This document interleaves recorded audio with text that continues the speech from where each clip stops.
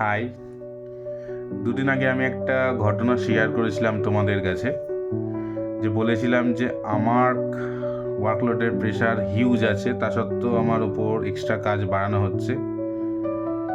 তারই আর একটা এক্সপ্লেনেশন আমি আজকে জানতে পেরেছি কি, আমাদের ডিপার্টমেন্টের কোনো একজন যে ম্যানেজারের কাছে যে রিকোয়েস্ট করে যে তার নাকি কাজ অনেক বেড়ে গেছে, তার কাজ কমাতে হবে, তো সেই ওয়ার্কলোডটা এসে আমার ওপরে এসে পড়েছে।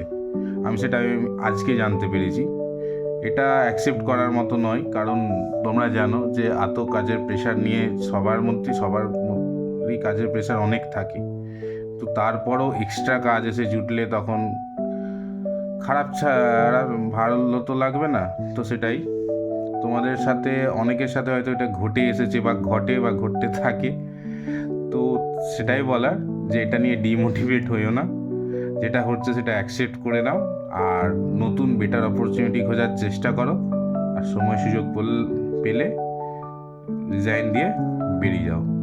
যেখানে তুমি স্যালারিও পাবে, কাজ তুমি তোমার স্যালারি ভিত্তিকে পাবে, তোমার মনের মতো। হয়তো সব কিছু মনের স্যাটিসফ্যাকশন না হলেও বেটার দেন এক্সট্রা কাজের থেকে, তো এটাই বেটার আমি যতটা মনে করি। যাই হোক, আজকের মতো টাটা, দেখা হচ্ছে পরের ভিডিওতে। আজকের ব্লগটা হলো তাদের জন্য যারা চুপচাপ সহ্য করে সঠিক সময়ের অপেক্ষা করে। যদি আজকের তোমার কথাগুলোর মধ্যে তোমাদের জীবনের কোনো মিল পাও, তাহলে অবশ্যই কমেন্ট করে জানিও।